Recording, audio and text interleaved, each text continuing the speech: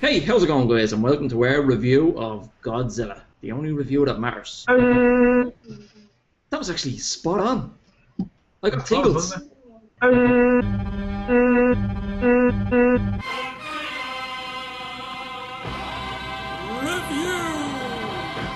I gather from initial little snippets of things I've seen you saying on Facebook that you quite enjoyed the movie Godzilla. Is this true?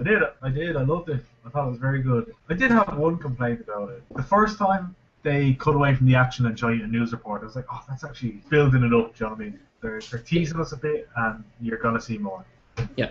Second time they did it, I was like, come on now, you want to be showing us something soon. And then I think they did it the third time, and I was like, right, now you're taking the piss. And while the final action sequence was really good and really epic, I thought it didn't live up to what they built it up to be. I felt they built it up too much, and then when you finally saw something, you're like, that's what they were hiding all along, really. Yeah, I've seen a lot of people complaining that complaint, and it seemed to always come from people who actually did enjoy it the way you did. I was going to say I didn't enjoy it. I did enjoy it. I just wasn't blown away by it, and maybe that's because I had high expectations for it. I just thought it was alright. One of the major things for me was, do we want to have spoilers? It's been out for 2 weeks. If you're going to go see the movie, you're going to go see it. Yeah, okay, well, spoiler alert. The big star of the movie, Bryan Cranston, isn't in much of it. He was the heart of the movie. He was the only character I cared about. Literally the only character I cared about. I did not care about one other single person. I particularly didn't care about the hero. What's his name? No. Aaron Taylor Jackson? Some bullshit. Yeah, Taylor Johnson. Didn't care about him. I never cared about him. The only film I ever cared about him in was the first Kick-Ass. I thought he was a very relatable character. But in this, he was just your typical military, oh, look at me, I have a family to go home to, everybody root for me, so my boy doesn't grow up without a dad. It didn't do anything for me. Also, he was being painted as this, like he was really special. He had these special skills, and that's why he was sort of integral to the whole operation. He was integral because of his relationship with his dad, he was integral because of his special skills. None of this was plausible to me. I didn't see why they were letting him travel with him just because his old man had a theory about the monster. Yes. Do you know what I mean? And also, when it came to him actually using initial skills, it didn't seem that complicated. It didn't seem like he was doing something that the other guys couldn't have done. He literally pressed a few buttons, and then later on in the movie brought something to them both. They would have been better served having Bryan Cranston as the main kind of character that you're following. Maybe having him trying to get back from where he was to his son. That would have been a much better story, considering the story of their family and how it plays out in the movie. To have Bryan Cranston, have it the same way, he goes to Japan to get out of prison, they separate, and then the disaster strikes, and he's like, I have to get to my son. That would have been a much more, I think, he would have been much more invested in it. That actually would have been a nice story to see play out, similar to The Day After Tomorrow or that kind of thing, where you're seeing a couple of different storylines coming together. The fact that the star of the movie, Godzilla, because I mean, no one went to this movie to see Aaron Taylor Johnson. They went to see Godzilla. The fact that it takes so long for Godzilla to show up and that you don't really see him fighting is kind of a letdown. This is coming from someone who I really enjoyed the movie. I thought that the director's first movie, Monsters, was much better done.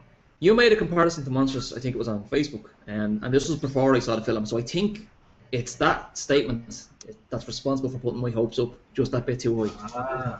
I really enjoyed Monsters, and I enjoyed that aspect of it, the human story rather than the monster story. Yeah. So with that in mind, I didn't mind not seeing Godzilla so much. Yeah. Until later on in the film. But then I've always felt that way. I felt that way about King Kong. I felt that way about the Hulk. Do you know what I mean? Anytime anybody ever complains about not seeing something, I was 40 minutes into the film before I don't care. Genuinely don't care. Let the guy tell you a story. The story doesn't involve the first scene showing you the main attraction.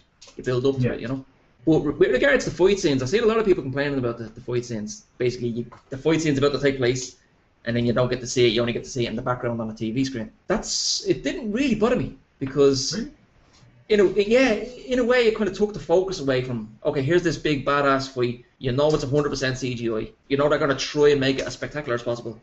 And in a sense, that's almost become cliche these days, because CGI is at a point now where once a film is of this level, the CGI is going to be as good as it gets. You're not going to see something dodgy. You're not going to see something hanging out of a string. We're at the point now where nothing really amazes us anymore. So for them to show that fight directly, it would have been all about, oh, was it good CGI or was it bad CGI? Whereas to me now, watching that film, it wasn't about, oh, was it good CGI or bad CGI? It was just, oh, is this a good story? One thing that was disappointing was Las Vegas getting trampled. We only got a glimpse of that. Yeah. I wanted to see more of that. When I saw Vegas approaching, I was like, yes, this scene is going to be fucking class. People running terrified in the streets and buildings. You don't get to see it. You get to see the approach, and then you get to see the aftermath. Disappointing. I understood why they did it. They want to build the suspense. And that director, I mean, in Monsters, critically people loved it, you know what I mean? But it didn't really find an audience. And that's a story where literally the monsters don't show up in the movie until the last scene is the first time you see them in their full glory. Yeah. Yeah, like, I mean, you think you see hints of them throughout the film, but it's more about two people. So I knew kind of to expect something like that, but I wasn't expecting that they had not set up the fights. I think that's what annoyed me, was that they set up these epic clashes and epic battles, then they didn't show them. But if they had not set it up, and they just kind of shown you glimpses of the monsters, you would say, alright, fair enough, they're building towards it. The fact that they you know the monsters are involved, but they're just not showing you is kind of strange. But overall, I'm going to give it a 3 Mutos out of 5. 3 out of 5 Mutos. I am going to give it 1.5 Mothras out of 7. 1.5 Mothras out of 7. There's that 7 Mothras. 7 fully grown adult Mothras. Jesus. And it's because, here's the thing. With a lot of films that I've been looking forward to, when I go and see them, I sometimes leave the cinema a little bit dejected. But then when I see them later on Sky or on Netflix or whatever, like The Hobbit, I rewatched The Hobbit recently, the first one. And it's the first time seeing it since the cinema. I actually kind of said, hold on a minute, I really, really like this film. When I came out of the cinema after seeing it, I was like, oh, that's a bit disappointing. They've made it a little bit childish and cartoonish and this, that, and the other. But then when I rewatched it with that in mind, knowing that it's a different animal from Lord of the Rings, I really enjoyed it. So if this could happen with Godzilla, but the point I'm about to make is that it's unlikely to happen because I have like very little intention of watching Godzilla again. There'd literally have to be nothing else on for me to watch it. And that's not to say it's a bad film. Yeah, there's no rewatchability. A lot of people are talking about the final fight, that it was spectacular. Yeah. I tend to agree. Also, the general like populace, the people, they were very, very quick to decide on how they felt about Godzilla. Yes. Because these monsters are fighting. One of them gets to walk away from the fight. God knows what he's going to do next. He might go for a swim. He might not. He might decide, do you know what, a bit peckish now after that fight. I think I'll eat a few million people. Also, when the sequel happens, they're going to be kicking themselves they didn't kill him. Like, part of them's going to be going, I mean, we had a decent opportunity to get him there, and we just let him swim off. But I did love that how badass they made Godzilla. Yeah. Like, when he was standing there about to fight the two Mutos, or whatever the fuck they want to call them, when he was standing there, you know, arms like that, he looked like a badass. He looked like he was going to destroy people, or try conquer them. I do like the new Godzilla design. A lot of people complained about it, saying he was too fat. He was fat. Particularly, I noticed with one of the final scenes where he's walking away, his fucking tail. Jesus Christ, he's got a fat tail. Don't be fat shaming Godzilla, you scumbag. I know, but there's a lot of people talking about this fat shaming. But what I'll say is this: it grew on me, and I eventually came to love him. But I did not like the close-ups of his legs. They're crazy looking. They look like elephant legs. It is a bit of a nod to the old 50s version though, so I'll take that. I mean, I would say watch Godzilla if you haven't seen it, go see it. Maybe if you're not into those type of movies, wait for it to come out on DVD or Blu-ray. But definitely try and go see it. Don't see it in 3D, it's not going to do anything. Oh jeez, yeah, I've heard. I so believe, yeah. Total waste of time. And what I'll say is, if you haven't seen it yet, and you want to go and see it, go and see it. Who are we to tell you not to see it? But if you don't have the money, go and see, or go and see if you can find it on Netflix or something. Monsters. Yes. By the same director, or The Host, the South Korean film, not that fucking recent bullshit that came out. Again, it's a human story about monsters. Or is there a third one? District 9, just because it's class. Yeah, it's alright. What? I say that, but I bought it on DVD. So Yeah, I was the right at some point. Thanks for watching our Godzilla review 2 weeks after the movie came out. Some people haven't seen it. I only seen it a couple of days ago. I waited. If we swayed you into watching this movie, let us know in the comments. Let us know down there, and we'll talk about it in the next video. And I just want to make one kind of final statement here.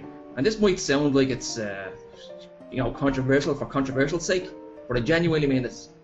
I feel bad saying anything negative about it because I can see that they really tried with this film. Really tried to make a gritty remake that has heart, has this, that, and the other, right? So I feel bad about saying anything negative about it. But putting that aside, I do want to say one thing that's really, really negative, and that's this film was not as good as Godzilla 1998. No, you. Genuinely. You. I mean it. It's not as good. I was driving home thinking about it, analysing it, and I said to myself, you know what? I really, really feel like watching 1998 fucking Godzilla. I missed Matthew Broderick. A far superior film. Hello? It's a far superior film.